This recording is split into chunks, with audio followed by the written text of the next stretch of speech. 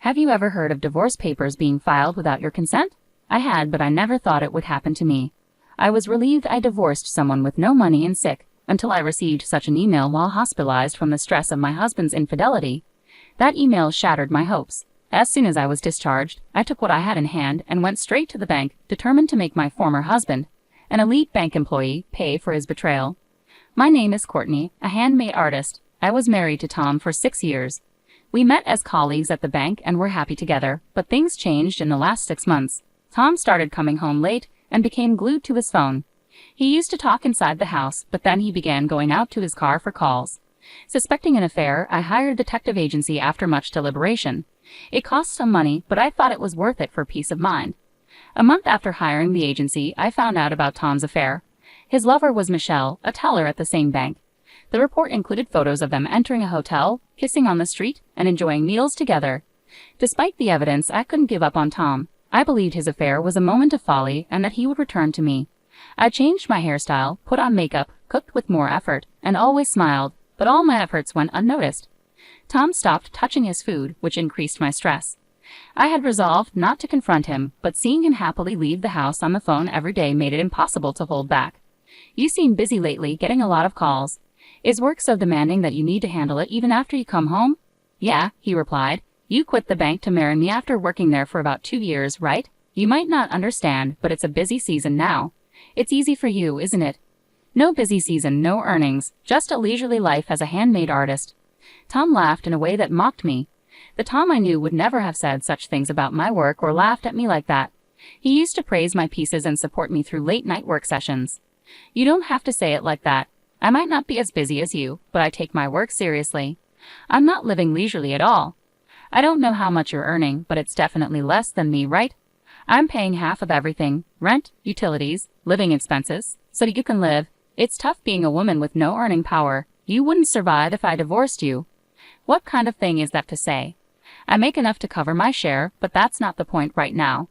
Do you want to divorce me? Unable to control myself after hearing the word divorce from Tom, I started crying uncontrollably.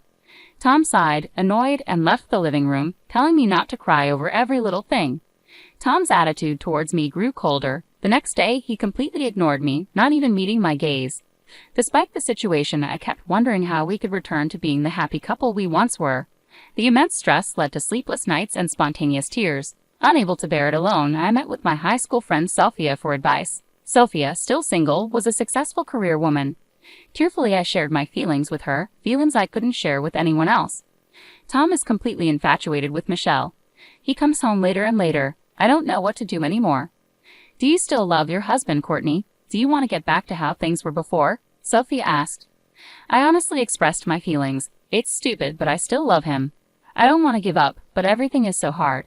Just then, I started coughing violently and bent over. I've had asthma since before, and it had worsened due to the stress from my relationship with Tom. I took out my inhaler, but I was coughing so much that I couldn't inhale at all. The relentless coughing made me suffer unbearably. Unable to remain seated, I collapsed onto the floor. Courtney, are you okay? Please, someone call an ambulance. Sophia called out desperately, but I couldn't respond and lost consciousness. When I woke up, I was in a hospital bed. Courtney, thank goodness you're awake.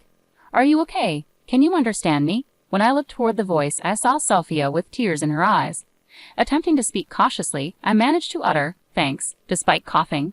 Sophia nodded while crying and immediately pressed the nurse call button. The attending doctor arrived and explained that due to the severity of my asthma symptoms, I would need to be hospitalized for about a week. With nothing prepared for a sudden hospitalization, Sophia bought me a hospital admission set from the shop and filled out the necessary paperwork. I tried to inform my husband about my hospitalization, but couldn't reach him. Sophia tried calling Tom's cell phone, but he didn't answer. Considering contacting my workplace, I hesitated, fearing their reaction. Eventually, Sophia helped me draft an email, which she sent on my behalf. Sophia stayed until the end of visiting hours and then left. I drifted in and out of sleep due to the medication, constantly checking for any messages from Tom. The first message from him came at 1:00 a.m. If you're hospitalized, there's nothing I can do. I'm busy with work, so I won't visit you. Upon reading that email, I felt truly sad, hurt, and miserable. It wasn't just that Tom said he couldn't come because he was busy, but that he wouldn't come at all. This made it clear to me that he no longer had any love for me. I thought I shouldn't cry, but tears came uncontrollably. I didn't reply to the email and just cried until morning. 2 days passed. Tom didn't visit, but Sophia diligently showed up after work. That's great. You look a bit better. Are you able to eat? I brought your favorite novel. Sophia's lively visits and smiles saved me. I can't thank her enough. Thank you, Sophia. I'm feeling quite good today. My cough has settled down a lot. The doctor said he might discharge me in about 2 more days. Sophia was really happy and started planning for us to go out and eat something healthy after my discharge. As Sophia and I were discussing where to go, I received an email notification. The subject line read, "Glad I divorced a broke, sick person." Reading the email from Tom over and over, I couldn't understand its meaning and just froze with my phone in hand, my heart racing and my mind in turmoil. You don't earn much, do you? Falling sick without doing any serious work. Don't make me laugh. Wife lottery, a big failure. So I filed for divorce. Take care. Seeing the follow-up email, I laughed unconsciously. It felt like a farce, getting divorced by Tom while hospitalized for asthma.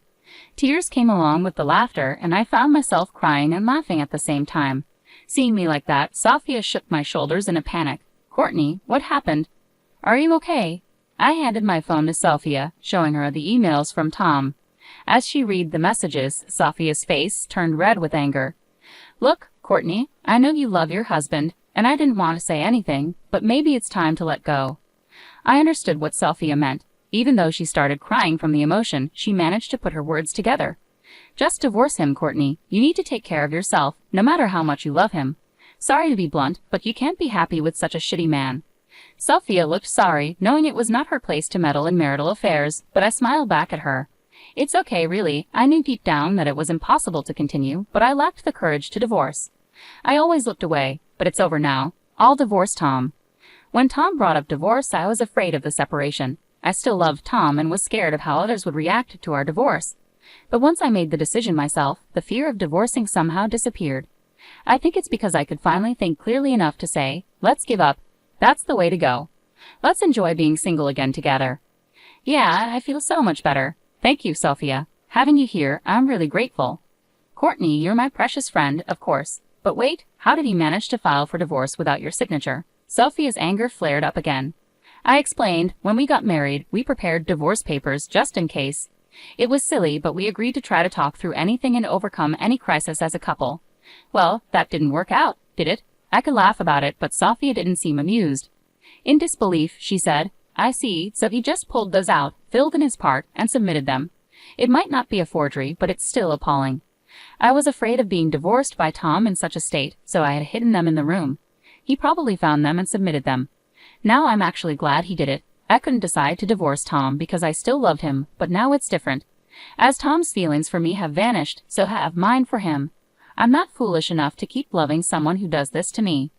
Tom still sent one-sided messages. "You probably don't have any property, and I don't want to give you any of my money, so we're not dividing any assets. The house is in my name, so get out. I'm being kind by giving you until the end of the month. I don't want to bump into you, so I won't return until after the month is over. Make sure you clean the room before you leave."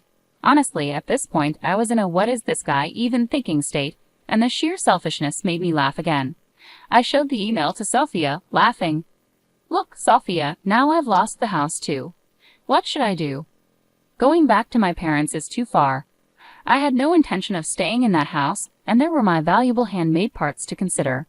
Transporting them would probably fill an entire room. The right size, security, rent. Could I find a perfect place that quickly?" While I was pondering, Sophia smiled. "Have you forgotten where your best friend works? Don't worry, dear customer, I'll find the perfect room for you." "Sorry, I really forgot." "That's right, Sophia. Please help me." I thanked Sophia. Sophia worked in real estate and was a pro at finding places. I decided to leave everything to Sophia, a capable woman. She brought various property listings to my hospital bed, spreading them out and explaining each one to me. By the time I was discharged, we had managed to find a place close to my preferences, which was a relief. However, I needed certain documents that I couldn't get until after my discharge, so I decided to stay at Sophia's place in the meantime. "I'm really sorry I keep causing you trouble," I said. "It's okay," Sophia reassured me. "I've got good sales, right? I've been here second longest after the manager. Sorry, rental agreements take time because there's a lot of paperwork and an inspection process. You can stay at my place as long as you need until everything is settled." "Thank you so much. If there's anything I can do, just let me know." Just take care of yourself for now.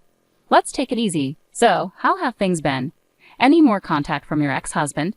No, not a single word from him. After all, we're strangers now. I do get messages from people from our bank days, though. Apparently, I was branded as a terrible wife. It seems that my ex-husband Tom reported our divorce at his workplace and blamed me for it. He told people I didn't do housework, didn't contribute financially to the household, and yet splurged on my hobbies. He said that any attempt at discussion would end with me getting hysterical and uncontrollable. It's laughable at this point. Who does he think he is to say that? I'd love to remind him who was the one cheating. Sophia seemed to have reached a point where all she could do was laugh. So, what's your plan? You're not going to let this end here, are you? Courtney, what are you going to do? Grinning mischievously, Sophia looked at me, and I couldn't help but smile back. There was no way I was going to let this end here. Tom had his turn doing whatever he pleased, but now it was my turn. Of course I have no intention of holding back against a man without sincerity and a woman who meddles with a married man. I have quite a few things in mind, so look forward to it. Just you wait, both of you. Enjoy your peaceful newlywed life while you can. 2 days after my successful discharge, Sophia drove me straight to the bank where my ex-husband Tom and his new wife Michelle worked. Upon entering the bank, I saw Tom in the back. It had been a while since I last saw him, about a month and a half. I was hospitalized when he filed for divorce. I thought I would be furious seeing him, but I wasn't. I looked for Michelle at the counter, and there she was, sitting with a composed face, the woman who had taken my husband away. I took a number and waited for my turn. Fortunately, I was called to Michelle's counter. She greeted me with a welcome, and I responded with a smile. Hello, I'm sorry to bother you, but I'd like to cancel a bank account. Certainly, is it just one account you wish to cancel? Here we go. I took a deep breath and projected my voice. No, not just one. I'm here to cancel accounts for all 800 employees of my company. The counter buzzed with whispers at my declaration. Tom looked over, shocked at what he saw. He seemed to want to say something, his mouth opening and closing. All 800 accounts. Michelle was flustered at the counter, and I couldn't help but feel a surge of laughter. Canceling 800 salary accounts would be a significant loss for the bank. It's not just about losing deposits. With interest rates being low, banks count on transaction fees and salary transfer fees for their profits. Losing that is a big deal. Yes, all of them. Please proceed. As I handed over the corporate account documents, I made my request. What the hell are you doing, Courtney? Did you just say something about a company? 800 employees? What's that about? Tom approached the counter, causing a stir among the other customers in the bank. Oh, long time no see. How have you been? I said calmly. What do you mean? It's exactly as I said. I've been a company president even when I was married to you. It's a handmade business, as I'm both an artist and a president. I spoke the truth at the counter. You were president. I didn't know that. You never said anything about that when we were married, did you?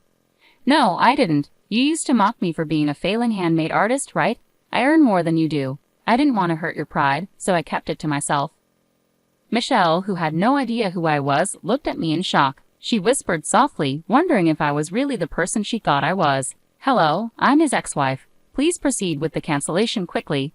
Tom and Michelle were frozen, not knowing how to react to the unexpected situation. Then I heard a familiar voice. Miss Courtney, it's been a while. You seem well. There stood Mr. Johnson, my boss before. When I married Tom, he was a strict person, and many of my peers found him difficult.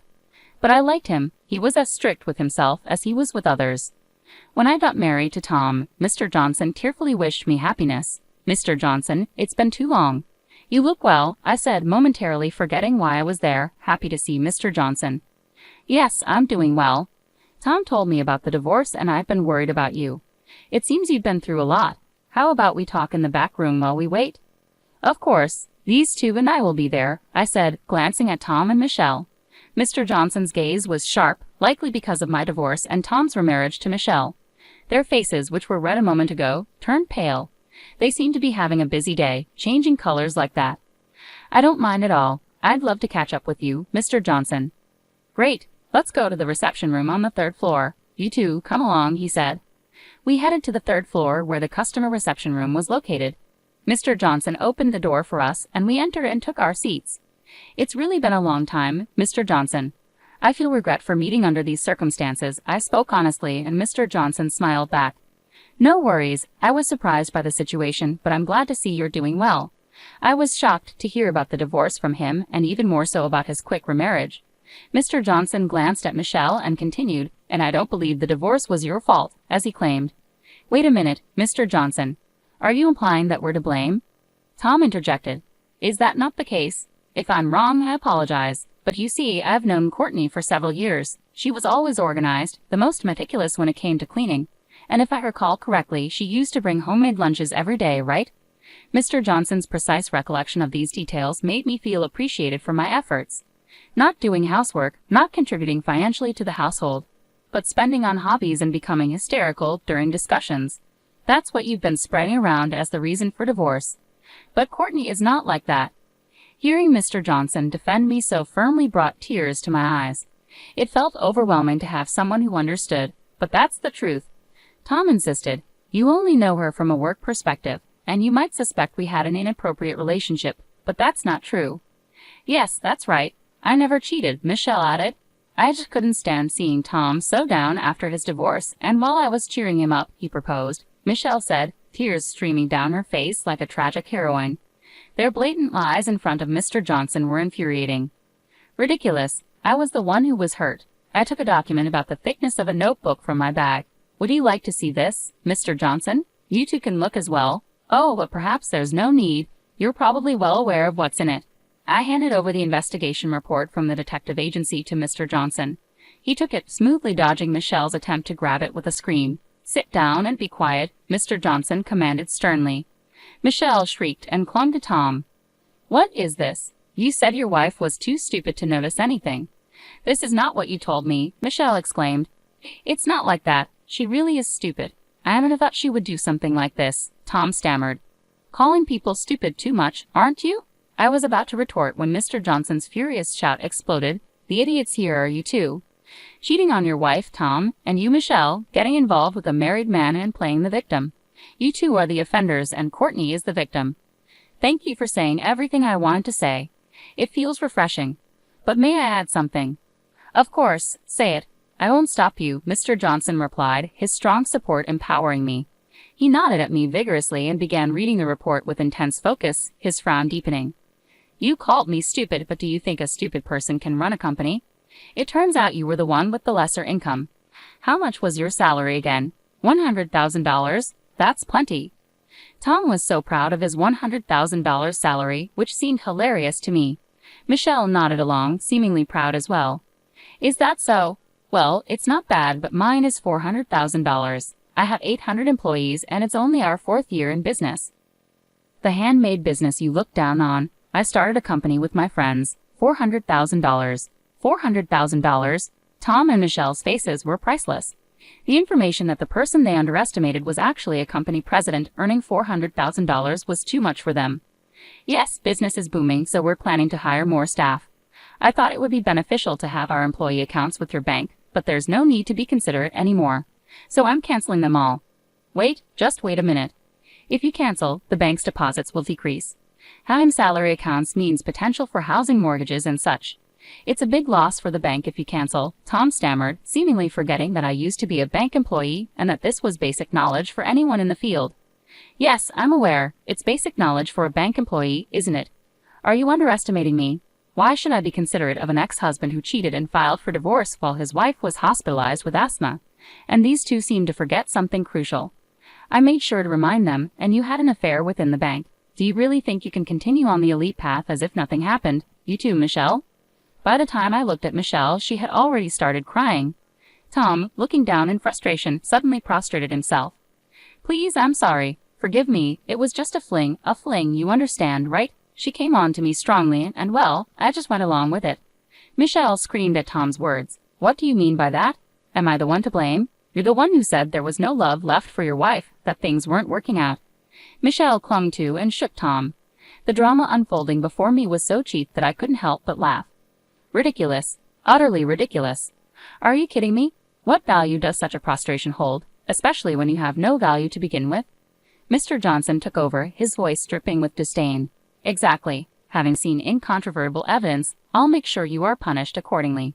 Your affair has led to the bank suffering the disadvantage of a mass account cancellation. You seem well aware of the disadvantages of account cancellations, so I assume you have no objections to the punishment. As Mr. Johnson posed the question, Tom could only hang his head low while Michelle cried out loud. I wish they would stop playing the victims until the very end. Leaving their fate in Mr. Johnson's hands, I left the room. By the time our conversation ended, the account cancellations had been completed, and I left the bank feeling refreshed. Later, Mr. Johnson informed me that both had been dismissed for their misconduct. Their affair had resulted in a significant loss of accounts for the bank, which was deemed to have a substantial negative impact. Unemployed, the two struggled to find work, unable to pay their apartment's mortgage, and were turned down when asking friends for money. Interestingly, Tom kept sending me messages and emails begging for reconciliation after divorcing Michelle, all of which I ignored. The laughably pathetic emails were forwarded to Sophia, and we enjoyed a good laugh. I also filed for compensation through a lawyer. Tom had the audacity to claim that since I started my company after our marriage, its assets should be divided between us. Unfortunately for him, the assets in the company's name are exempt from division. I thought divorce would be difficult, but working hard post-divorce has made me realize how happy I am. I even wish I had divorced sooner. Humans are strange creatures. With plenty of money to spend freely and no grievances, I've decided to live my life valuing myself more from now on.